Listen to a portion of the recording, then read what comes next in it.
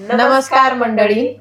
तर खूप साऱ्या कमेंट आल्या होत्या की डिलिव्हरीमध्ये असं तुमच्यासोबत काय झालं की डिलिव्हरीतून डायरेक्ट तुम्ही व्हेंटिलेशनवर कसं काय पोहोचल्या. कारण की म्हणजे एवढं भयानक ती परिस्थिती होती. सगळ्यांना जाणून घ्यायचं होतं की असं काय झालं की तुम्ही एवढे दिवस ICU मध्ये राहिल्या. मग त्याच टॉपिकवर आज आम्ही व्हिडिओ बनवत आहोत की नेमकं असं काय घडलं होतं, कसं काय झालं, कशामुळे झालं. तर आज आम्हाला तेच आम्ही तुम्हाला सांगणार आहेत. कारण की भरपूर दिवसापासून आम्ही हा टॉपिक घेत नव्हतो, पण आज शेवटी आम्ही त्या टॉपिकवर बोलणार आहोत. मला तर ते विषय दवाखान्याचा जरी काढला ना तर माझ्या अंगावर काटे येते. ते विषय कधीच काढावं नाही मला असं वाटत. एवढं बेकार ते दिवस होता आमच्यासाठी. पण आता हे आमच्या फॅमिलीसाठी हे सांगणं गरजेचं आहे. म्हणजे तुम्ही आमची युट्यूब फॅमिली आहात, त्याच्यामुळे आम्हाला तुम्हाला ह्या सगळ्या गोष्टी शेअर करायच्या आहेत, बाकी काहीच नाही. कारण की भरपूर कमेंट येतात आणि सगळ्यांनी खूप प्रेम दिलं होतं त्यावेळेस, खूप सगळ्यांनी काळजी केली होती.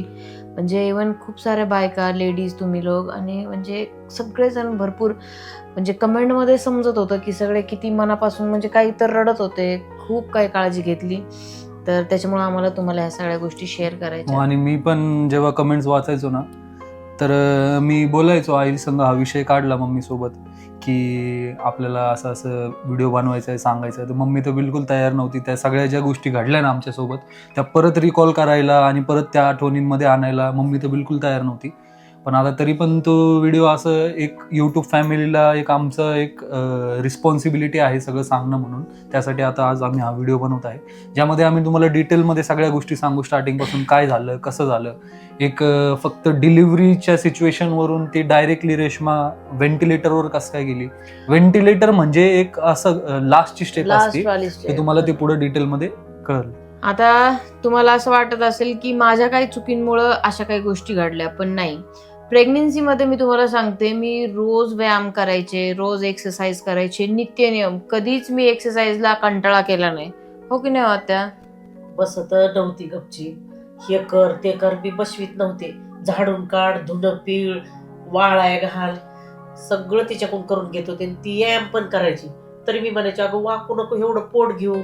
तरी वाकायची, म्हणायची काय नाही होत. खूप एक्सरसाइज बोलू नको आई. हे माझी एक्सरसाइज करून घ्यायचे, कारण की यांना माहित होतं की एक्सरसाइज केली ना तर नॉर्मल डिलिव्हरी एकदम इझी होते. आणि आपल्या डोक्यात हेच होतं की नॉर्मल डिलिव्हरी होणार. आता काय म्हणायचं माहितीये का, तुझी नॉर्मल डिलिव्हरीच होईल म्हणायचे. नाही तुमचे काय शब्द होते शेवटपर्यंत? नॉर्मलीच झाली पाहिजे डिलिव्हरी. नॉर्मल माझी नॉर्मल, पण काय करावा, काय झालं काय नाही. लय हाल झाले रेशमीचे. तर काय मेन तर काय आहे, प्रेग्नन्सीच्या पहिले जे काही गोष्टी महत्त्वाच्या असतात की प्रेग्नेंट बाईने ज्या महत्त्वाच्या एक्सरसाइज असतात, जे त्यांचे बॉडी मुवमेंट्स असतात, ह्या सगळ्या गोष्टी तिने म्हणजे असे एकदम जिथं 100% करायची तिथं ती 150% प्रॉपरली सगळ्या गोष्टी जिथल्या तिथं करायची. म्हणून सगळ्यांना वाटत असेल की हिनीच काहीतरी चुकी केली म्हणून असं काहीतरी घटना घडली, पण तसं नाहीये. रेश्मानी सगळ्या गोष्टी तिच्या जिथल्या तिथं करत होती. आणि दुसरी महत्वाची गोष्ट अशी की तुम्हाला वाटत असेल की तिच्या खानपानामध्ये, न्यूट्रिशनमध्ये काही कमी जास्त झालं का, ज्याच्यामुळे एवढं तिला प्रॉब्लेम आले किंवा कॉम्प्लिकेशन आले. तर मी तुम्हाला सांगतो की तिचं जे न्यूट्रिशन होतं, मी तिचा दिवसभराचं पूर्ण डाएट चार्ट बनवून ठेवलेला होता. त्या डाएट चार्टच्या नुसार मी तिला बरोबर टाइम टू टाइम सगळ्या गोष्टी पुरवायचो. आणि ते जर डाएट प्रॉपरली बाळाला जातोय का नाही, काय हे नाही म्हणजे पुरतं बाळाकडे पुरवलं जातोय का नाही, ह्या गोष्टी पण चेक करण्यासाठी आम्ही टाइम टू टाइम सोनोग्राफी करायचो. बाळाचं वजन चेक करायचो. बाळाचं वजन पण नॉर्मल पेक्षा एकदम चांगलं, हेल्दी, सगळ्या गोष्टी बरोबर होत्या. म्हणजे कुठंच काही म्हणजे असं काही होईल 1% सुद्धा काहीच आम्हाला आयडिया नव्हती किंवा काय असं काही होईल चान्सेस बिलकुल नव्हते. आणि मेन म्हणजे मला कमेंट पण खूप, म्हणजे तुमच्यापैकी मला कमेंट लई जणांनी केलेल्या आहेत की तुमची नॉर्मल डिलिव्हरी होणार रेश्माताई, बघा तुम्ही होणार. म्हणजे मी तुम्हाला किती सांगायचे की मला कमेंट पण असेच येतात म्हणून, नाही का. तर म्हणजे मला पण स्वतःवर एवढा भरोसा होता ना की मी काही करणार, नॉर्मल डिलिव्हरीच होणार माझी. पण नॉर्मल तर जाऊ द्या हो, ती गोष्ट तर जाऊ द्या, ती गोष्टपेक्षा डायरेक्ट सीझर पण नॉर्मल काहीतरी. म्हणजे तुम्ही डिलिव्हरीसाठी काय तुम्ही एक्सपेक्ट करू शकता, नॉर्मल डिलिव्हरी जास्त होऊन काय होणार की सीझर होणार. तसं तुम्ही खंत करू शकता की भाऊ सीझर झाली, पण एवढं फार जीवावर बेतल एवढ्या गोष्टी तर आम्ही बिलकुल लांब पर्यंत आम्ही विचार केलेला नव्हता. ते काय कसं तर पुढे तुम्हाला आम्ही सांगतो सगळ्या गोष्टी काय कसं. तर आता आला डिलिव्हरीचा दिवस. रात्रीचे 12 वाजलेत आता आणि कळा सुरू झाल्यात मला 6 वाजता. आता आम्ही हॉस्पिटलला निघणार आहोत. परिस्थिती थोडी गंभीर आहे कारण की हळूहळू कळा निघतात ते राहून हालत खराब होते. नॉर्मल डिलिव्हरी करायची आहे आणि सहन करायचे. पुढं हॉस्पिटलमध्ये पण बघू. शूटिंग जेवढी करता येईल तेवढी मी करेल कारण की मला सगळं मेमरी करून ठेवायचं आहे. त्यासाठी शूट करायचंच आहे. तर आता आवरतोय आम्ही आणि निघणार आहेत आता हॉस्पिटलला. तर आधी तर मला समजलंच नाही की कळा काय असतात. बस मम्मी होती पण मी मम्मीला सांगितलं. मम्मीला थोडं समजलं नाही समजलं कारण की मला ते सांगताच येत नव्हतं. म्हणून मग मी आत्याला फोन लावला कारण की तशा आत्या पण तर नव्हत्याच ना कारण की आत्या पुण्याला होत्या. आदल्या दिवशीच मी पुण्याला गेलते बहिणीचं दुखतोय म्हणून. मग त्याच्यानंतर मग मला कळा सुरू झाला. मी यांना फोनवर विचारलं की आत्या मला कळा येते ते. मग आत्या म्हणतात कशा येऊ राहिल्यात कशा नाही. पण मला कुठं सांगता येते. मिरची खाता असती. तिला म्हणलं मुरडा येतोय काय असे कमरापासून कळा येतात का इथं वटीपाशी अवघडलेलं होतं का मी कारण की विचारते. कळ यायची आणि भरपूर वेळ थांबायचं आणि मग अचानक परत कळ यायची. मग ते मला काही समजतच नव्हतं. तर मग त्याच्यानंतर मग नंतरून कन्फर्म झालं की हा त्याच कळा आहेत डिलिव्हरीचेच कळा आहेत म्हणून. थोडंसं स्टार्टिंगला असं झालं कारण की काय होतं तिचे जे पोट वाढलं होतं त्याच्यामुळे तिच्या ऑर्गन्सवर थोडासा लास्टला ताण येतो. आपले जे अवय असतात त्याच्यावर ताण येतो. तेव्हा पण तिचं थोडंसं ते दुखायचं किंवा पोट दुखणं तर तुला चालूच होतं. तू फोन सांगायची पण म्हणून मग ती थोडंसं कन्फ्युज. पण नंतरून जेव्हा कॉन्स्टंट थोडं चालू यांना पण कळलं नाही. मी यांना सांगितलं तर मग कॉन्स्टंट जेव्हा ते सगळ्या गोष्टी चालू झाल्या ना मग तिने मग कन्फर्म झालं. मग त्यानंतर मग कळा जे सुरू झाल्या मला मग रात्रीपर्यंत कळा. मग मी बहिणीला पण फोन लावला. म्हटलं असं असं आहे तुला आता यावं लागेल नाही का. पण तिला पण रात्री नाही माझ्याकडे येता आलं का कारण की तिला पण बारकी मुलगी आहे त्याच्यामुळे तिला नाही येता आलं. मग ते झालं.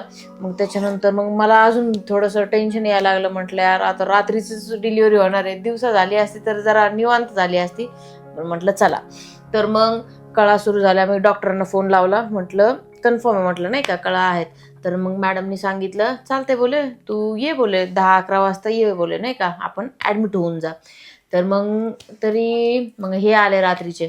मग आम्ही गेलो असतो किती वाजता तरी 12-12:30 वाजले होते. तुला मम्मी मी फोन केला आणि तुला सांगितलं की मी आता निघतोय. 12-12:30 दरम्यान तू पण थोडस झोपेतच होती. तुला सांगितलं 12-12:30 दरम्यान मी हिला गाडीमध्ये बसवलं आणि आम्ही हॉस्पिटलला गेलो आणि ऍडमिट झालो. तिकडे तरी मी तिथं गेले. 1:30 वाजता फोन केला मी तुला. मग हळूहळू कळा माझ्या वाढायला लागल्या. मॅडमनी सांगितलं कळाचं इंजेक्शन द्यायचं किंवा काय द्यायची गरज नाही का कारण की नॅचरल नॉर्मल कळा. आणि ते काय तिथं हॉस्पिटलमध्ये गेल्यानंतर मॅडमनी चेक केलं ते काय ओपनिंग असती ते तिचं सर्व्हिक्स ओपन झालंय की नाही. ह्याच्यावर त्यांनी सांगितलं की अजून एक कमीत कमी 6 घंटे आहे म्हणजे टाइम 6 ते 8 घंटे अजून आहे टाइम लागेल. तर मग रात्रभर जे कळा चालू होत्या तर प्रॉपरली तिला जे कोणत्या अँगलनी झोपायचं कसं करायचं सगळ्या गोष्टी आमच्या रात्रभर चालू होत्या. आणि मी किती वॉक केलं मी. मी इकडून तिकडून वॉक करत होतो कारण रात्रीचा पण त्यावेळेस रात्रीचा वॉक करायचा तिला थोडस ऍक्टिव्ह ठेवायचं पण व्हिडिओ आहे. मी तुम्हाला याच्यामध्ये मी तुम्हाला दाखवेल आता व्हिडिओ. आणि मेन अजून एक गोष्ट तर कळानंतर ज्या वाढल्या ना मला खूप जास्त कळा येत होत्या. स्टॉप व्हायच्या आणि थोडं थांबायच्या आणि परत कळा यायच्या. बापरे आता खरंच कळा लय डेंजर असतात भो. म्हणजे कळाचं तुला अनुभव आला खूप डेंजर म्हणजे एवढा कळा यायच्या ना खूप जास्त. मग रात्रभर ते चाललं. मग रात्र पूर्ण गेली काळांमध्ये. मग सकाळ झाली. सकाळी माझी बहीण आली आणि मग ती पण आली. ती माझ्यासोबत बोलली फिरली आणि मग नंतरून मग हळू आहे ना मला हे व्हायला लागलं म्हणजे कारण की एवढ्या कळा येत होत्या. नंतर मला सलाईन वगैरे लावली. सगळं चेकअप झाले. रात्रीची सलाईन होती मला. मग मला काहीच समजत नाही. आता इथपर्यंत जे आहे ना इथं सकाळपर्यंत कळा येणं किंवा तुझी बहीण येणं या सगळ्या गोष्टी सगळं नॉर्मल होतं. म्हणजे नॉर्मल डिलिव्हरी जशी होती तसंच होतं मम्मी सगळ्या गोष्टी. आणि भावड्याला सारखी फोन करायचे. भावड्या मी तर पटकीने बसले गाडीत. सकाळच्या पारी मी गाडीत बसले लवकर. मला वाटलं उडून जाऊ का काय करू. एवढा जीव माझा ती हे बहिणीचं दुखतंय तिला सोडून दिलं मी. आणि पटकनी गाडीला बसले, पहाटच बसले गाडीला. इथं येऊस तरी मला दुपार झाली. कवा जाऊन कवा नाही. माझ्या अंगात असा जीव सुद्धा राहिला नव्हता. भावड्या मला खरं सांगत नव्हता. हा म्हणजे आता ते तर नंतरचं पार्ट आहे. आता मेन इथं हिला जेव्हा घेतलं तिथं सलाईन बिलाईन लावली, नंतर हिला त्रास चालू झाला भरपूर. आणि मग तिचं जे काय डॉक्टरनी बघितलं सगळ्या गोष्टी की भाऊ किती ओपनिंग आहे किती नाही, हेड्स डाऊन झालेलं आहे की नाही. स्टार्टिंगला हेड डाऊन नव्हतं, मग तिला आतमध्ये घेऊन गेल्यानंतर थोडंफार ओटीमध्ये घेतलं. आणि मग तोपर्यंत हिला थोडं त्रास होतच होता आणि सगळ्या गोष्टी नॉर्मल होत्या की जसं अजून मम्मी पण मला फोनवरून समजवत होती, अजून हिची मम्मी पण मला सगळे तिथलचे ते समजवत होती की भाऊ काय टेन्शन घ्यायची गरज नाहीये, काय सगळं नॉर्मल सगळ्या गोष्टी होऊ राहिल्या. तर मग त्यानंतर मग प्रोसेस स्टार्ट झाली आणि मग नंतर मी मग नाही का म्हणजे प्रोसेस सुरू झाली डिलिव्हरीची. तर मी भरपूर पुश केलं, खूप पुश केलं एकदम, म्हणजे पुश स्टार्ट झालं होतं आणि हेड डाऊन पण झालेलं. आता एक मिनिट, आता हा जो पिरियड आहे ना हा खूप इम्पॉर्टंट आहे. हे जेव्हा तिला ओटी मध्ये घेतलं, ठीक आहे, तिथूनचा जो 2 तासाचा जो पिरियड होता हा पूर्ण लाईफ चेंजिंग पिरियड होता. तिथं जे काही गोष्टी घडल्या आता ती तुम्हाला तिथं प्रॉपरली सगळ्या गोष्टी एक्सप्लेन करन. हा मेन पिरियड जिथून सगळ्या गोष्टी फिरल्या. आता तुम्ही एकदम म्हणजे ध्यान देऊन ऐका की नेमकं कशामुळं कसं काय झालं ना, म्हणजे ते कसं काय एवढं डायरेक्ट तिथपर्यंत पोहोचलं ना, ह्याची सुरुवात इथून झालेली आहे या गोष्टी. आता मग मी त्यावेळेस काय विचार करत होतो, मी माझी मानसिक स्थिती बनवून घेतली होती की ठीक आहे आता ही आतमध्ये गेलेली आहे ओटीमध्ये.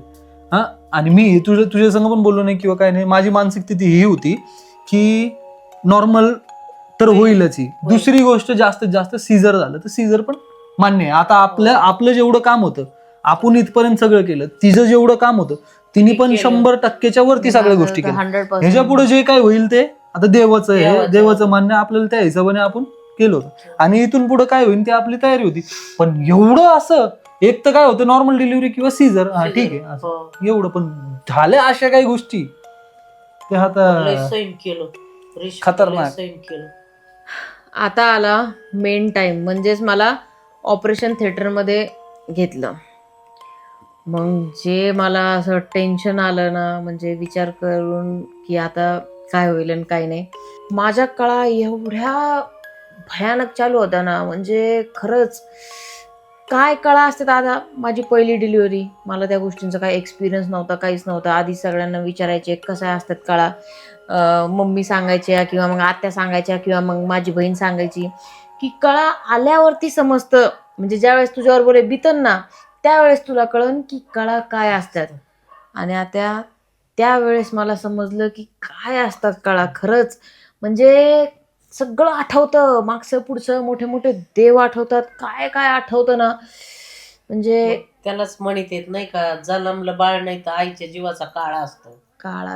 आणि तोच काळ माझ्यावरती आला आणि तो एवढा भयानक आला, खूप भयानक.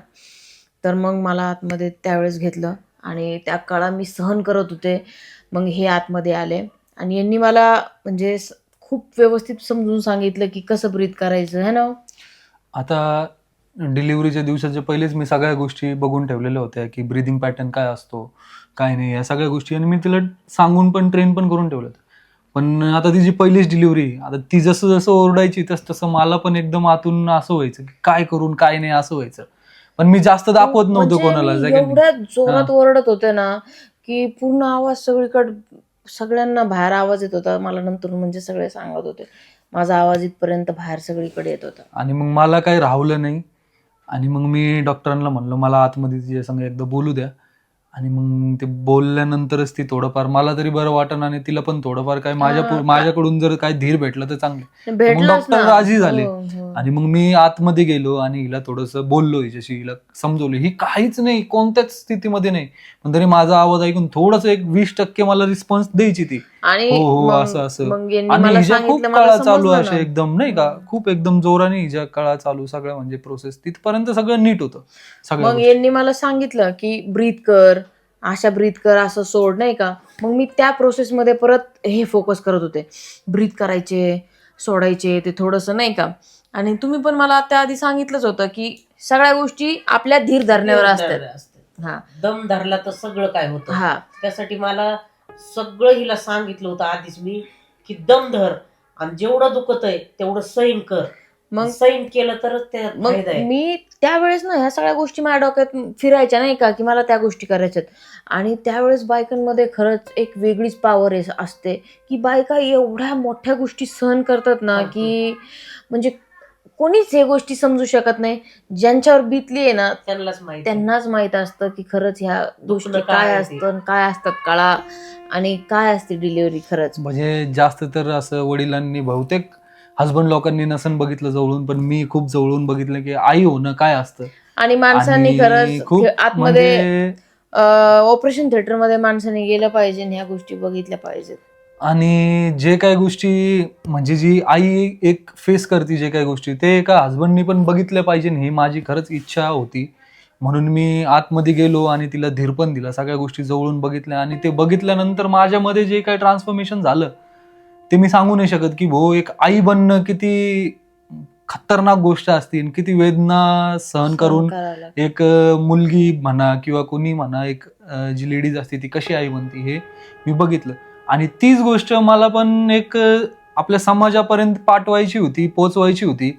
म्हणून त्यासाठी मी व्हिडिओ हा सगळा रेकॉर्ड केला होता, की कसं असतं, काय असतं, हे सगळ्या समाजापर्यंत गोष्टी पोहोचल्या पाहिजे. पोहोचल्या किती पाहिजे. वेदना घेऊन एक हा, मुलगी कारण- आई बनते आणि आपण काय करतो ते एकदम लाईटली Lightly घेतो त्या घेतात. गोष्टी. म्हणजे तसं एकदम नसतं. असं सहजपणे घेतात. हा.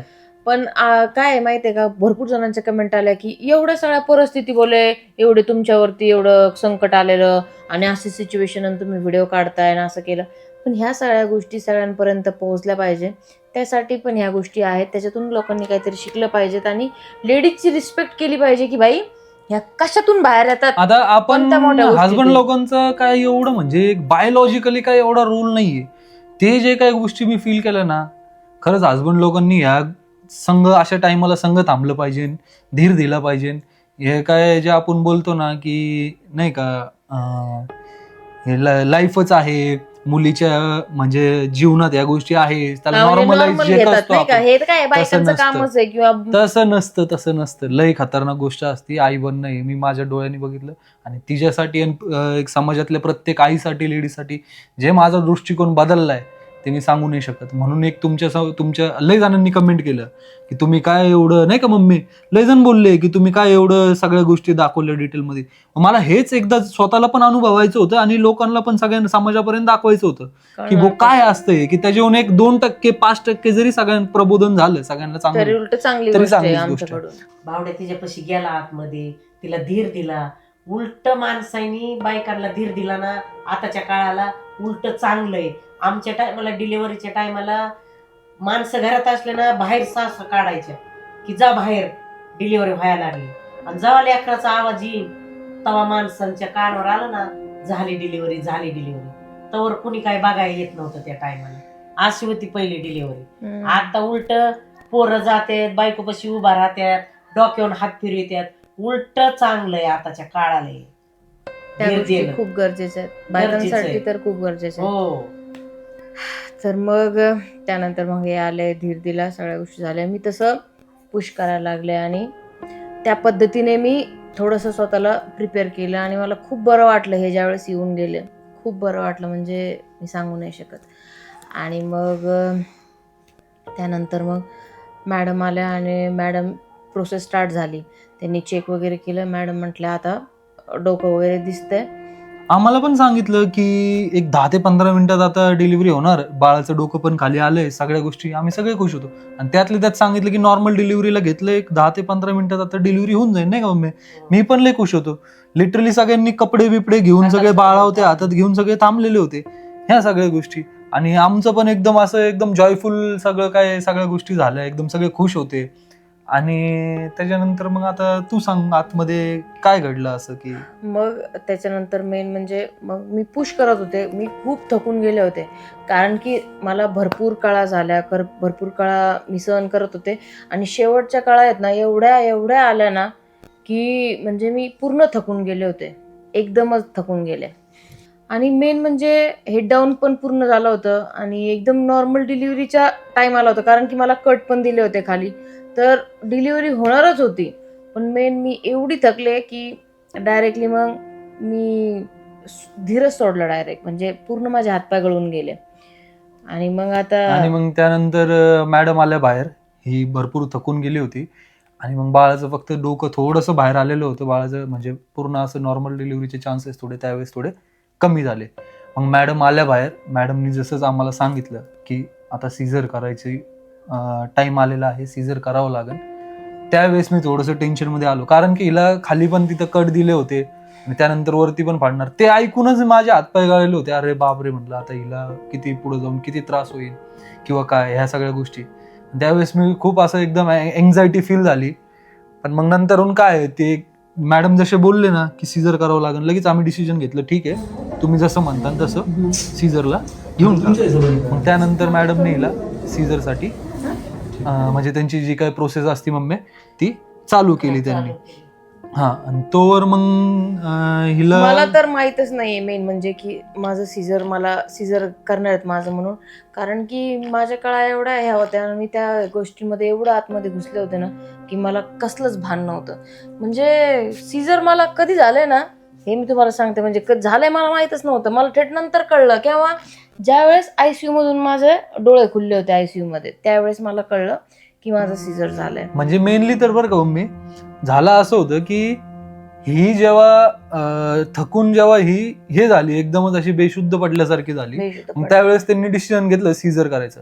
मग झालं असं सीझर करताना की जेव्हा हिला सीझर करायला घेतलं आणि मग जेव्हा सीझरसाठी जे आपण भोलीचं इंजेक्शन देतो किंवा काय देतो, त्यावेळेस हिच्यामध्ये म्हणजे काहीच अशी एकदम बेशुद्ध होती, त्याच्या अगोदरच बेशुद्ध होती. आणि त्यात मग तिला इंजेक्शन दिल्यानंतरून अशा काही गोष्टी झाल्या वाटतं तिथं की हिचा BP लो झाला.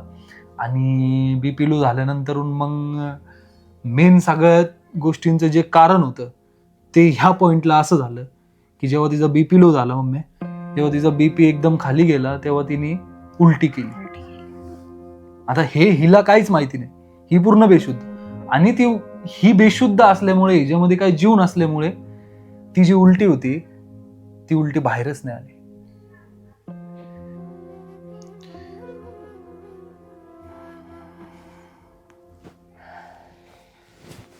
आणि मग हिने जी उलटी हिला झाली ती बेशुद्ध अवस्थेत असल्यामुळे ती उलटी 100%तून 20%च उलटी बाहेर आली.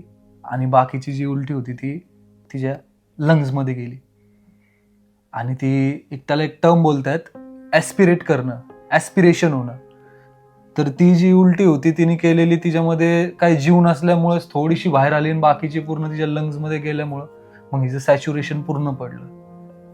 आणि मग तेव्हा जे काय धावपळ सुरू झाली सगळी, ह्या सगळ्या गोष्टी, मग ती खूप क्रिटिकल कंडिशनमध्ये रेश्माची एंट्री झाली होती.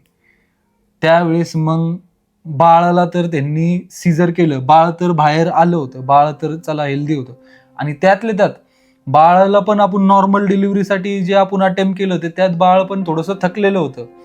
ह्या सगळ्या गोष्टी, बाळ जेव्हा बाहेर आलं तेव्हा बाळ वेगळीकडं, पण रेश्मा काय बाहेर लवकर येतच नव्हती. मग त्यावेळेस जे डॉक्टर आहेत ते डॉक्टर एवढे समजूतदार होते, एवढे समजदार होते, त्यांनी अशा सिच्युएशनमध्ये, आता ही जी सिच्युएशन होती ही कोणावरही येऊ शकते, ह्याचं तुम्ही काहीच नाही, हे एक जसं एखादी नॅचरल कॅलिमिटी येते किंवा एखादी गोष्ट घडती नाही का मम्मी, जी आपल्या हातात नसती, ती गोष्ट घडली, ठीक आहे.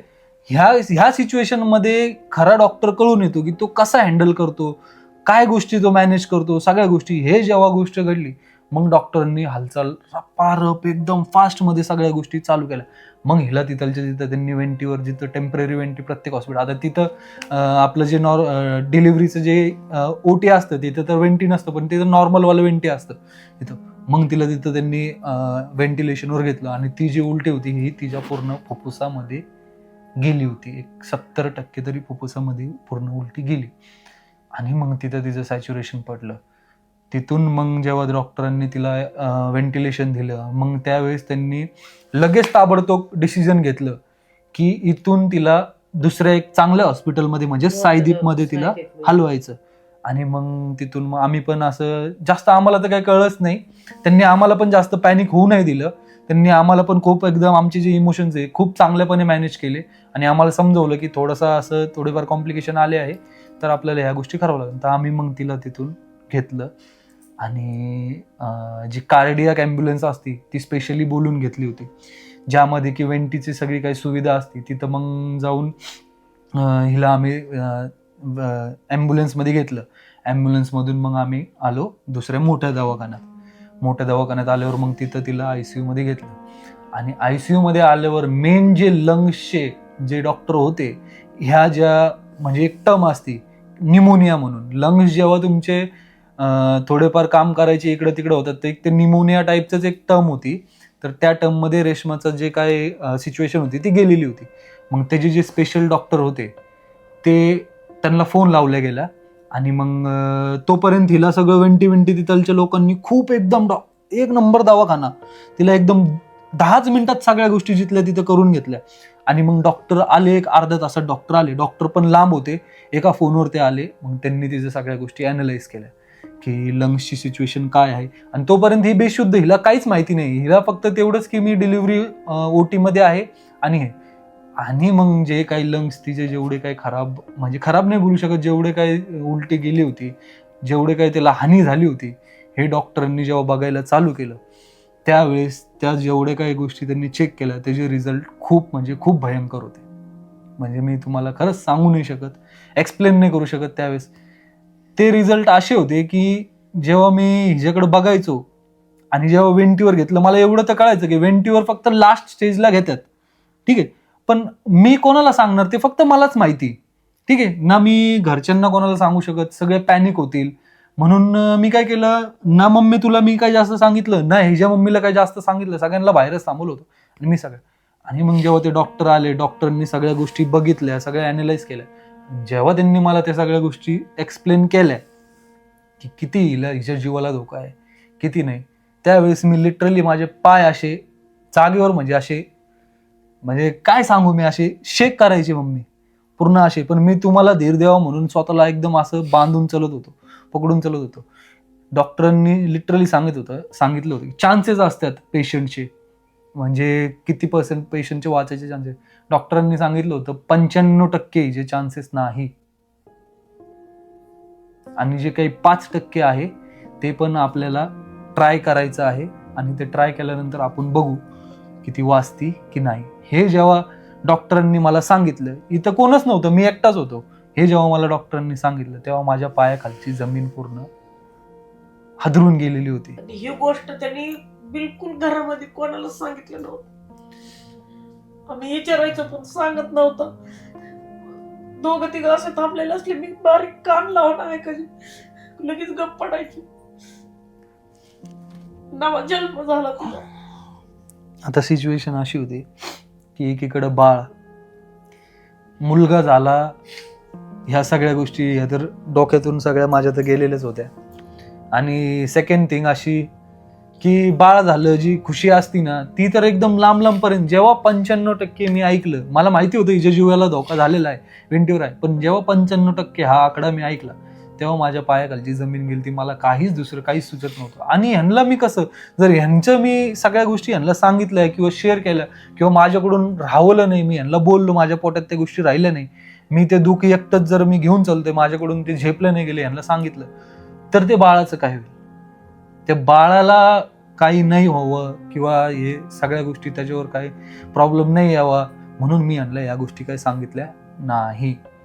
म्हणून हे बाळाकडे नीटनेटकं लक्ष देत होते. हे जेव्हा मला कधी पण विचारायचे त्या दिवसभरात, तेव्हा मी एकच सांगायचो, सगळं ठीक आहे.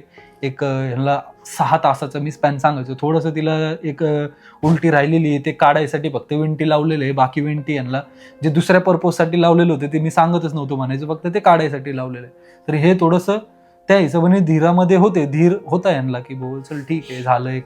मग मी यांना म्हणायचो पुढच्या 6 तासात तिला सोडणार, पुढच्या 6 तासात तिला बाहेर काढणार. असं करत मी तो जो दिवस पाहिला तो फक्त म्हणजे काय, आता मी काय एक्सप्लेन करू. तुम्ही एवढं एकट्याने कसं काय सगळं सहन केलं, आता कोणाला न सांगता. मेन म्हणजे देवाने ताकद दिली, त्याच्या पाठीमाग देव उभा राहिला. कारण की सगळं सहन एकट्याने करणं जे माहित असतं नाही का, काही आतमधल्या सिच्युएशन असतात जे यांनी कोणाला नाही सांगितलं, ना माझ्या घरच्यांना ना इकडच्या घरच्यांना, नाही का. असं माझ्या डोळ्यासमोर फक्त बाळ पण यायचं आणि हिची पण सगळ्या गोष्टी यायच्या. तर या दोन्ही सिच्युएशन, बाळ वेगळ्या हॉस्पिटलमध्ये, ही एकीकडं, या सगळ्या गोष्टी मी कसं मॅनेज करू, जास्त भांबळ नाही झाली पाहिजे, जेवढं आपण म्हणजे प्रॉपरली सगळ्या गोष्टी मॅनेज करता येतील आपल्याकडून किती आपण 100% देऊ शकतो. माझ्या डोक्यात फक्त एवढंच होतं. आणि ह्यांना सांगून तरी मी काय करणार, मी जेवढं धीर दाखवून तेवढे हे लोक पण धीर. माझ्यावर सगळी फॅमिली डिपेंडेंट आहे. मी जेवढं खचलो माझी फॅमिली खचून जाणार. तिथं जर मी फेल झालो असतो अजून बाळाला त्रास झाला असता, किंवा रेशमाच्या कानावर काही गोष्टी उद्याच्याला गेल्या असत्या तर ती पण थोडं पॅनिक अजून झाली असती. म्हणून मग मला हे खूप डोकं लावून खूप विचार करून सगळ्या गोष्टी मॅनेज करावं लागल्या. तर मग त्याच्यात एक गोष्ट अशी झाली मम्मी, मी तुला ही गोष्ट त्या दिवशी सांगितली, त्याच्यात एक गोष्ट अशी झाली, जे ॲस्पिरेशन होतं त्याला वाचवण्यासाठी, त्याला प्रॉपरली म्हणजे ट्रीट करण्यासाठी एक टाईपचं कोणतं तरी इंजेक्शन होतं त्यांच्याकडं. ते इंजेक्शन काय करतं, सगळ्या गोष्टी ते जास्तीत जास्त ते ताकद लावतं, वाचवण्याचा प्रयत्न करतं. आणि मग ते इंजेक्शन डॉक्टरांनी तिला द्यायला चालू केलं. ते इंजेक्शन जेव्हा तिला द्यायला चालू केलं तेव्हा तिला तिथे हातावर रिॲक्शन यायला लागलं. ते हेच ना मला जे आहे, म्हणजे माझं अजून जर जवळून बघितलं ना सगळे नस आहेत ना अशी एवढी मोठी फुगलेली आहे, अजून पण दिसते हातावर. आणि हा हात आहे ना माझा आत्तापर्यंत दुखतोय, तो एवढं खतरनाक. तर ते जे इंजेक्शन होतं तर ते पहिले बघावं लागतं. ते लाईफ सेव्हिंग इंजेक्शन असतं, खूप चांगलं इंजेक्शन असतं. आणि ते इंजेक्शन पहिले डॉक्टर लोक देऊन बघतात की ते सूट होतं का नाही. तर एक 90% लोकांना सूट होतं, 10% लोकांना सूट होत नाही. तर हिला ते इंजेक्शन सूट झालं नाही. तर त्यावेळेस डॉक्टर लोकांनी डोक्याला हात लावला, बोलले बाबा आता हे इंजेक्शन सूट झालं नाही. चांगलं इंजेक्शन होतं. मी जेव्हा डॉक्टर फोनवर बोलत होते तेव्हा मी त्यांचं डिस्कशन मी प्रत्येक गोष्ट लई एकदम टेंटेटिव्हली ऐकायचो, एकदम बारीक गोष्टी ऐकायचो.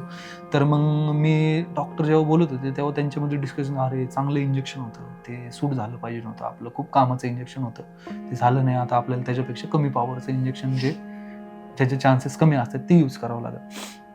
तर मग त्यांनी त्याचं सबस्टिट्यूट इंजेक्शन होतं ते तिला चालू केलं.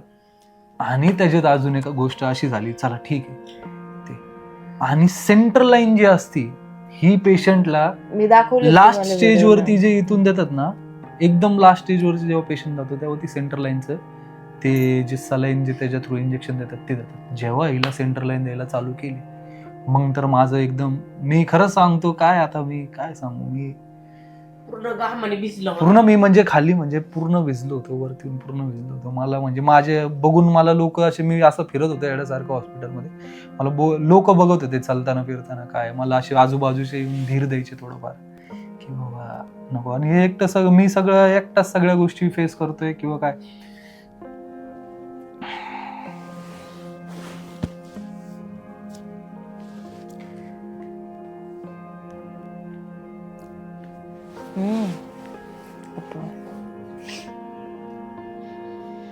देवाने गाणं ऐकलं. तर त्यानंतर पण ते जेव्हा सबस्टिट्यूट इंजेक्शन होतं तर ते पण तिला लवकर देत नव्हते, ते डॉक्टरनी सांगून गेले आणि नर्सेस तिला देत नव्हते. तर मला असं झालं की हिला कधी ते बाकीचे जे काही आहे दुसरंवालं जे इंजेक्शन द्यायचे ते कधी देणार, कधी चालू करणार किंवा काय गोष्टी, असं माझ्या खूप डोक्यात होतं की लवकरात लवकर द्यावं. तर मग मी तिथं थोडंसं किरकिर करायला लागलो हॉस्पिटलमध्ये. मग तिथं मी सगळ्यांवरच चिडचिड करायचो. तिथं जी नर्स होती त्याच्यावर पण चिडचिड, लवकर करा ना, असं करा ना, तर तुमच्या चुकीमुळे काही पण होऊ शकतं ह्या सगळं. आणि ही वेंटीवर, ही बेशुद्ध, हिचं काय, म्हणजे मी तिच्या पल्स रेट चेक करतोय, सगळ्या गोष्टी चेक करतोय. मी तिचा असा हात जाऊन चेक करायचो की काय येड्यात तर नाही काढत आहे ना, नाही का, खरंच काय असं उलटं सुलटं झालं तर नाही ना. मी तिची पल्स चेक करायचो. इथं ती पूर्ण सुजलेली होती, इथं चेक केलं मला पल्स काही लागली नाही. मग मी तिचा हात असं चेक करायचो, इथं मला पल्स लागायची, थोडी थोडी थोडी थोडी पल्स लागायची. आणि मग मी तिथं थोडं भांडण केलं. तेव्हा मला त्यांनी सांगितलं की जे इंजेक्शन पहिले दिलतं ना, तर ते इंजेक्शन नंतर लगेच दुसरं इंजेक्शन देतं नाही, ते आपल्याला थोडा वेळ थांबावं लागलं. मग अर्धा तास थांबावं लागलं. मग ते जे काही दुसरे इंजेक्शन होते ते तिला द्यायचे चालू केले. आणि मग असा होता नॉर्मल डिलिव्हरी पासून व्हेंटिलेटरचा त्यांना सगळ्या सांगा गोष्टीचा प्रवास. त्याच्यानंतर मी डोळे केव्हा खोलले, किती टाइम. आणि मग हिने काय सेकंड डे ना, केलं, हिला जी भूल दिलेली होती पहिलेच, ते भूल हिची म्हणजे उतरत आली होती. पण ही अशा कंडिशन मध्ये होती की हिला परत जर उठली अशा कंडिशन मध्ये, तिला पूर्ण पाईप घातलेले, इथून नाकातून पाईप, इथून तिला सेंट्रल लाईन, म्हणून तिला परत भूल देण्यात आली की हिने काय हालचाल करू नये, सगळे आपले मेडिकेशन जाऊ त्या हिशोबाने. तरी पण मी काय करायचो, हिला हिच्या कानात थोडं थोडं हळूहळू हळूहळू कोणी नसलं ना एक थोडंसं बोलायचो. आणि आणि ज्यावेळेस मला ते समजलं ना, ज्यावेळेस माझे डोळे उघडले आणि मला थोडं समजत होतं की मी आता कुठे आहे, आणि ज्यावेळेस मला समजलं, माझे डोळे उघडले की मी ICU मध्ये आहे, ज्यावेळेस मला कळलं, म्हणजे आता मला एवढं प्रॉपर तिकडचं सगळं काय आठवत नाही, पण मला तर धक्काच बसला. कारण की मला माहीत नव्हतं की माझं सिझर झालंय. आणि हे तर बाकीचं तर लांबच राहिलं माहीत व्हायचं. मेन तर मला ते माहीतच नव्हतं. आणि यांनी ज्यावेळेस मला सांगितलं की तुझं सिझर झालंय आणि आता की तुला ICU मध्ये आहेस तू, काही प्रॉब्लेम झालेत त्याच्यामुळं. बापरे! तेव्हा तर मला ती खूप नंतरची गोष्ट आहे. हा ही म्हणजे तेच ना, ही मला हिच्या समजलं स्मरणात ज्या त्यावेळेस. गोष्टी आहेत, ती सांगते बरं का बंबे. त्याच्या पहिले मी तुम्हाला सगळ्यांना सांभाळलेलं, तुम्हाला काही गोष्टी माहिती नाही. पण ही जेव्हा हॉस्पिटलमध्ये होते तो एक पूर्ण दिवस आणि दुसरा दिवस मी ही फक्त दुसऱ्या दिवशी काय झालं, रात्री एक थोडंसं हलायला लागली पोटबीट. तर मी हे सगळ्या गोष्टी हेच होतो, ध्यानातच होतो नाही का, की हलती का नाही किंवा काय थोडं सुधीवर येते का नाही. ही जशी सुधीवर आली मग मी थोडंसं सुधीर येऊन दिलं. मग त्यानंतर मी हिला थोडासा आवाज दिला स्टार्टिंगला, रेश्मा असं तिला थोडं कानात आवाज दिला. मग तिला 3-4 वेळेस असं मी एक अर्ध्या तासाच्या टाइम स्पेनवर एक 2-3 वेळेस तिला केलं. तर तिने लास्टला मला थोडासा होकार दिला नाही का, असं म्हणजे असं एकदम एकदम कसं सांगू, तिने असं एकदम थोडासा असं होकार दिला. तर मला ते तेव्हा जीवाजीव. तर मग मी हिच्या कानात सांगायचो, रेश्मा आपल्याला खूप छान बाळ झालंय, आता तू ऑपरेशन थिएटरमधून बाहेर आलेली आहे, सगळ्या गोष्टी नीट झालेल्या आहेत, काही नाही, फक्त आता थोडासा आराम करायला लावलाय तुला डॉक्टरनी, तू आराम कर. मी हिला असं धीर देत राहायचो. मी हिला सांगायचो की आपल्याला लय भारी मुलगा झालाय, लय छान मुलगा झालाय. फक्त मला मुलाचं आठवतं. हा, आणि मी हिला सांगितलं नव्हतं काही. मग नंतरून जास्त थोडंसं हिला सूद यायला लागली ना, हिला जसं जसं थोडं कळायला लागलं ना की भाऊ मला हलता नाही येते तोंडातून, मग मी हिला बोललो की बाबा तुझं सीझर झालंय, फक्त नॉर्मल नाही झालं, सीझर झालंय, तर तुला इथं एक 6 तासासाठी ठेवणार आहे. ते मला अजून आठवतं. आणि त्यावेळेस मला खूप वाईट वाटलं की माझं सिझर झालं आणि माझं नॉर्मल नाही डिलिव्हरी झाली. मला खूप वाईट वाटलं, खूप. पण सगळं हात वगैरे माझे बांधलेले होते सगळं, मला तर काहीच रिॲक्ट नाही करता आणि आलं दुसऱ्या त्यावेळेस. दिवशीपर्यंत दुसऱ्या दिवशीचं सकाळपर्यंत दुपारपर्यंत ही सेफ नव्हती. हे जे चान्सेस होते जाण्याचे, आणि खूप म्हणजे सगळ्या गोष्टी म्हणजे हे मी माझ्या म्हणजे मनाकडेच मी घेऊन बसलेलो होतो. कोणाला काही सांगता नव्हते. मी खूप म्हणजे असं म्हणजे काय सांगू आता.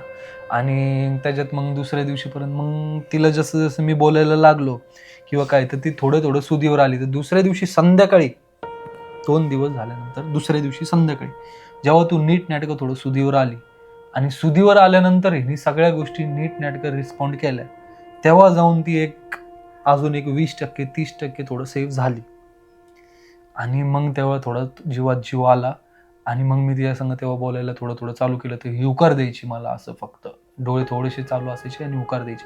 मग मी तिला चांगल्या चांगल्या गोष्टी सांगायला लागलो की आपल्याला आता लवकर रिकवर करायचंय, बाळाला दूध नाही देता येते तर आपल्याला लवकर रिकवर कर, एकदम सगळ्या गोष्टी मस्त झाल्यात, बाळ एवढं छान झालंय, बाळाचं नाक तुझ्यावर गेलं. आमचं पहिलेच थोडं डिस्कशन असायचं की नाक माझ्यावर नाही गेलं पाहिजे, पर्सनॅलिटी माझ्यावर पाहिजे, पण नाक हिच्यावर पाहिजे, जे काही चांगल्या गोष्टी ते हिच्या पाहिजे, असं म्हणजे आमचं डिस्कस. तर मी हिला म्हणायचं नाक तुझ्यावर गेलं, हिच्या संग थोडंसं नॉर्मल बिहेव करून थोडं असं हसी मजाक करायचं, हे करायचं, ट्राय करायचं. ती रिस्पॉन्ड एकदम मिनिमल रिस्पॉन्ड करायची, पण मी माझं ट्राय करायचं तिला एकदम असं बोलत बोलत बोलत बोलत. जेव्हा दुसऱ्या दिवशी 2 दिवस झाल्यानंतर तिसऱ्या दिवशी डॉक्टरांनी सांगितलं की आता ही थोडं थोडं चांगलं रिस्पॉन्ड करते आणि एक 50%च्या वर, एक 40%च्या वर आता ही सेफ आहे. तिथून पुढं मग थोडं थोडं थोडं थोडं मनात आता हे नाही. तर तेवढा एक जो दिवस होता त्यावेळेस 95% म्हणजे माझ्या तर पायाखालची मी पुढचा विचारच करू शकत नव्हतो. म्हणजे दुसऱ्या दिवसाचा मला विचारच करायचा नव्हता.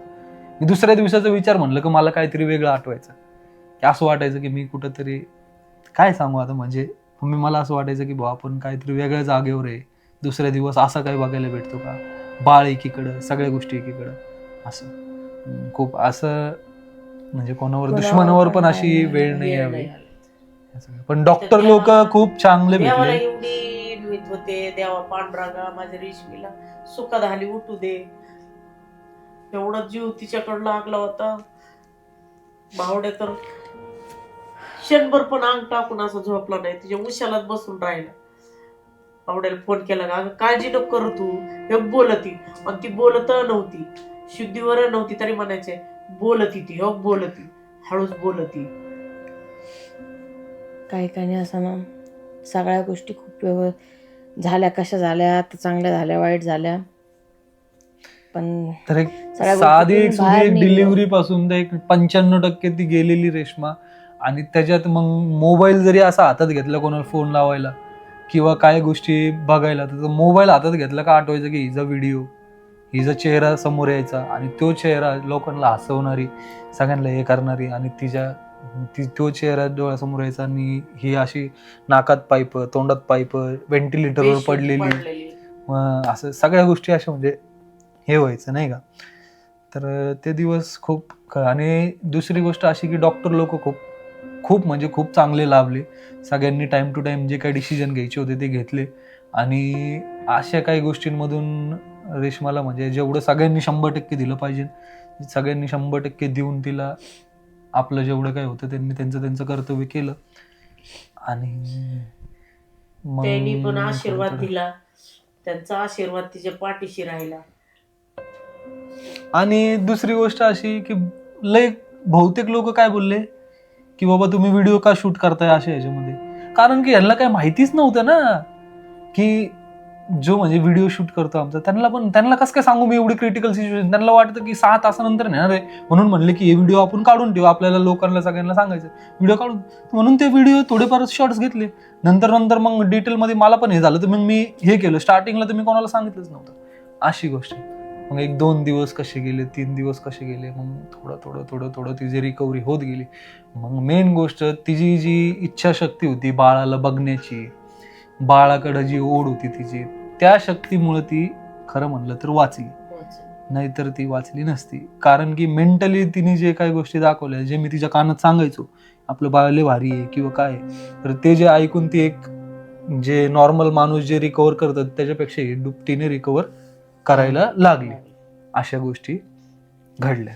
नाहीतर डॉक्टर पण सांगत होते की भरपूर टाइम लागेल नाही का, म्हणजे हे पण मला नंतर 1-1.5 सांगत होते की 1.5 महिना तर पकडून चालायचं होतं. पण की हिला म्हणजे जे मी रोज hospital बोलायचो मध्ये ना की बाळाकडे जायचंय, आणि दुसरी गोष्ट तिला जे इंजेक्शन चालू होते, जे अँटीबायोटिक चालू होते, त्याच्यामुळे ते बाळाला तर दूध देणं तर लांबचीच गोष्ट होती. आणि मग ही जेव्हा थोडी सुदीवर आली तेव्हा मी हिला थोड्या गोष्टी सांगितल्या. तुला 3ऱ्या दिवशी मी गोष्ट सांगितली ही की बाबा अशा गोष्टी थोड्याफार घडलेल्या आहेत, थोड्याफार, आणि आपण एक फॉर्मॅलिटी म्हणून इथं आलेलो आहे की पुढे जाऊन काय जास्त व्हावं नाही म्हणून. ही गोष्ट मी तुला 3ऱ्या दिवशी सांगितली. मला ती आणि आता पण हा. जास्त नाही आठवत, कारण की मी माझ्या वेगळ्या सिच्युएशन मध्ये होते.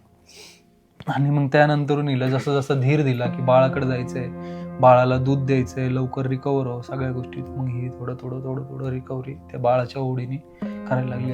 एकीकडे ही ICU मध्ये, आणि दुसरा धक्का असा बसला की बाळाला कावीळ झाली. आणि काय आता मी ते त्यावेळेस माझं काय सिच्युएशन होती मी काय सांगू नाही शकत. बाळाला कावीळ झाली आणि मी बाळाला नीट बघितलं पण नव्हतं, काहीच नाही. थोडंफार सगळं काय गोष्टी मी ICU मध्ये बघत होतो. अजून ते मला फोन आला तिथलच्या दवाखान्यामधून की बाळाला कावीळ झाली नाही का. मग मी तिथं तर खूपच टेन्शन मध्ये आलो, खूप खतरनाक. तरी पण मी स्वतःला असं सावरलं आणि म्हणलं इथं जर मी मेंटली जर सांभाळलं नाही स्वतःला, तर माझं सगळं घर खालीवर होऊ शकतं किंवा भरपूर काही गोष्टी होऊ शकतात. म्हणून मी स्वतःला तिथं पण एकदम खूप धीर दिला. मग थोडंसं मी एकट्यात गेलो, थोडं रडलो, थोडं नाही लईच रडलो, आणि मग स्वतःला धीर दिला की बाबा आता हे जे माझ्यासमोर आलंय मला हे सामोरं जावंच लागेल नाही का ही गोष्ट. आणि मग तिथून मी हॉस्पिटलमध्ये गेलो. आणि मग बाळाकडं मी त्यावेळेस गेलो जेव्हा बाळ झालं, त्याच्यानंतरून डायरेक्टली जेव्हा मला कळलं की कावीळ झाली, मग त्यावेळेस मी गेलो डॉक्टरांशी बोललो. तिथं जाऊन मग मला तुझी मम्मी हे सगळे होते तिथं. मग तिथं जाऊन मला डॉक्टरांनी सांगितलं असं झालंय. तर मी डॉक्टरांशी बोललो आणि मग म्हणलं की जे काय असेल ते आपण त्या हिशोबाने त्याच्याकडे लक्ष द्या सगळे. आणि मग तिथं माझ्या घरच्यांचा रोल आला. त्यांनी तिथं चांगलं सगळ्या गोष्टी बघितल्या. त्याला जे कावीळ झाली, त्याला आई बाप तर त्याच्याजवळ नव्हते बाळाच्या. एवढ्या गोष्टी घडल्या. 1-2 दिवस झाले तरी त्याच्याकडे आई बाप नाही, कोण नाही. आणि मेन तर यांनी मला आधी सांगितलंच नव्हतं, यांनी मला नंतर सांगितलं. आणि ज्यावेळेस मी शुद्धीवर आले ना, मला रोज मनामध्ये प्रश्न यायचा की याला माझं दूध नाही. कारण की मी आधी भरपूर गोष्टी बघितल्या होत्या की ज्यावेळेस बाळ होतं त्याच वेळेस लगेच दूध पाजलं पाहिजे, आईचं दूध खूप महत्त्वाचं असतं, वरची पावडर दिली नाही पाहिजे, चांगलं नसतं. हे माझ्या ज्यावेळेस मनात यायचं ना, त्यावेळेस मला एवढं वाईट वाटायचं ना, लय वाईट वाटायचं की मी का नाही त्याच्याजवळ, तो का नाही माझ्याजवळ, मी दवाखान्यात अशी पडली आहे.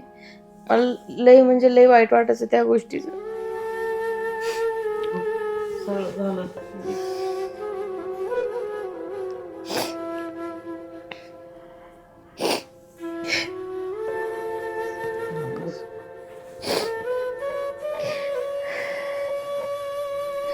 खरंच अशी वेळ कोणावर नाही आली पाहिजे, कोणावरच नाही. जरी आली तर त्याला खंबीरपणाने त्याला हे दिलं पाहिजे. आमच्या फॅमिलीवरती खरंच खूप मोठी वेळ आली होती.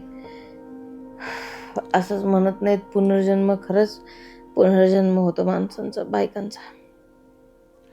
मग तरी जे घरचे होते त्यांनी बाळाकडं म्हणजे एकदम गंभीरपणे लक्ष दिलं आणि मला पण थोडासा तिथं धीर दिला. मी तर तिथं एकदमच तुटलेलो, खतम, म्हणजे मी ते संपलेलंच होतं सगळ्या गोष्टी. तिथं पण काय जसं थोडं स्वतःमध्ये थोडंफार काय वाचलेलं असलेलं, म्हणजे स्वतःला समेटून मी जायचो तिकडं, थोडंफार बघायचो या सगळ्या गोष्टी. मग नंतरून असं डोक्यात यायचं की मला हे 2 दिवस पुढचे, मी असं टार्गेट ठेवायचं, उद्याच्या दिवस मला काय करायचंय, काय नाही, कसं काय, नाही का, किती रिकव्हरी झाली पाहिजे. हे 2-3 दिवस मी असे टार्गेट ठेवून काढत होतो. 1 दिवस, 2 दिवस, 3 दिवस. आणि मग स्वतःला धीर देऊन, हिला धीर देऊन, घरच्यांना सगळ्यांना धीर देऊन एक जिथं महिनाभरात सगळ्या गोष्टी, म्हणजे महिनाभर सगळ्या गोष्टी मम्मी हॉस्पिटलमध्ये ही पाहिजे नव्हती असं सगळ्यांनी प्रेडिक्ट केलं होतं, पण एक 8 दिवसात ही रिकव्हरी केली. तिथं बाळ पण थोडंसं तुम्ही सगळ्यांनी लक्ष दिलं, सगळ्यांनी खंबीरपणे उभं राहिले. मला पण यांनी सांगितलं, डॉक्टर पण बोलले की तुम्ही इथं काही टेन्शन घेऊ नका, आम्ही बाळाकडे लक्ष देऊ. मग जेव्हा डॉक्टरांशी बोललो, यांच्याशी बोललो, तेव्हा मला पण थोडं धीर आला. आणि मग मी रेश्माकडे, मला सगळे बोलले की तू तुझ्याकडे लक्ष दे, आणि मग मी रेश्माकडे पुरेपूर लक्ष देऊ शकलो. आणि वाईट त्याच्यानंतर काळामध्ये पण फॅमिलीच एकमेकांसाठी असते, बाकी कोणी नसतं. एकमेकांसाठी फक्त फॅमिली उभा राहते. आणि असं राहिलंच पाहिजे. जर तुम्ही मेंटली जर तुम्ही स्ट्रॉंग नसले ना, तर तुम्ही खूप काय गमवू शकता. हे मला कळलं. जर मेंटली जर तुम्ही तिथं हारले तर भरपूर काही गोष्टी, जर मी हारलो असतो तर ही पण थोडंफार रिकव्हरी जी रिलॅप्स झाली असती, घरचे यांनी पण मला वायबल झाले खरंच खूप असते. सपोर्ट केलाय, सगळ्या खूप गोष्टी म्हणजे अशा. एवढं पॉझिटिव्ह बोलायचे ना माझ्यासोबत आयसीयू मध्ये की म्हणजे भरपूर काही गोष्टी आहेत. मी तिथे एक्सरसाइज करायचे, मग मी स्वतःला रिकवर करायला लागले पटापट. मला इथून निघायचंय, मी असं पॉझिटिव्ह माझं माइंड बनवलं होतं. आणि खूप काही गोष्टी मग मी तिथून हे करायला लागले की इथून मला बाहेर पडायचंय बस.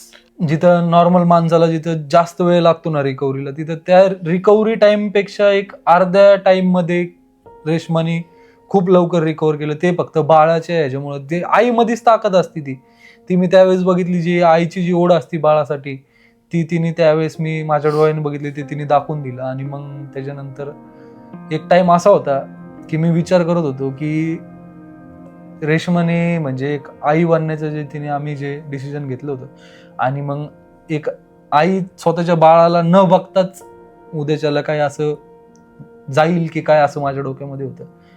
पण तिथून सगळ्या गोष्टी खेचून आणत एक असा दिवस आला, तिचा डिस्चार्जचा दिवस आला. आणि मग त्या तो दिवशी सगळ्यात मोठा दिवस मोठा होता. दिवस माझ्यासाठी. आणि माझ्यासाठी पण, कारण की मी बाळाला बघितलं नव्हतं. कारण की मनात धरलं होतं की मी बाळाला डायरेक्ट घरी जाऊन बघन समोरासमोर. कारण की मी जर आधी बघितलं ना, मग मला सहन नाही व्हायचं, मग मी रोज रडन किंवा नाही का, मग त्याचा चेहरा माझ्या डोळ्यासमोर राहील. म्हणून मी ठाम धरलं होतं की मी बघणार नाही. म्हणून मी डायरेक्ट डिसिजन घेतलं की ज्या दिवशी मी घरी जाईन त्या दिवशी बाळाला बघन.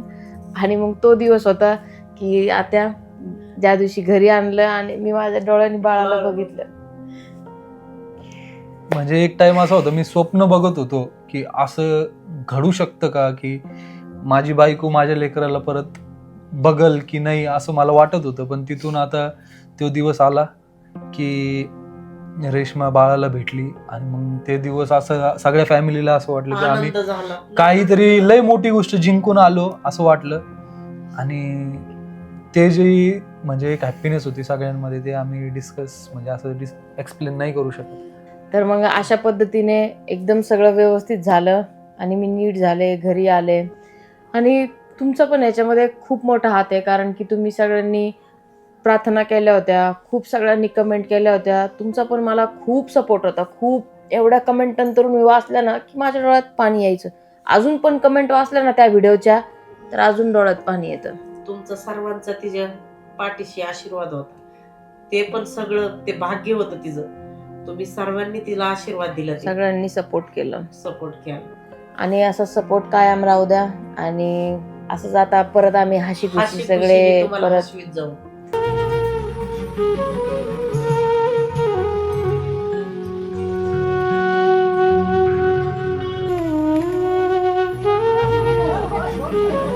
रिबीन खोल तिला. हा, इथं घे. हा, इथं. खोल.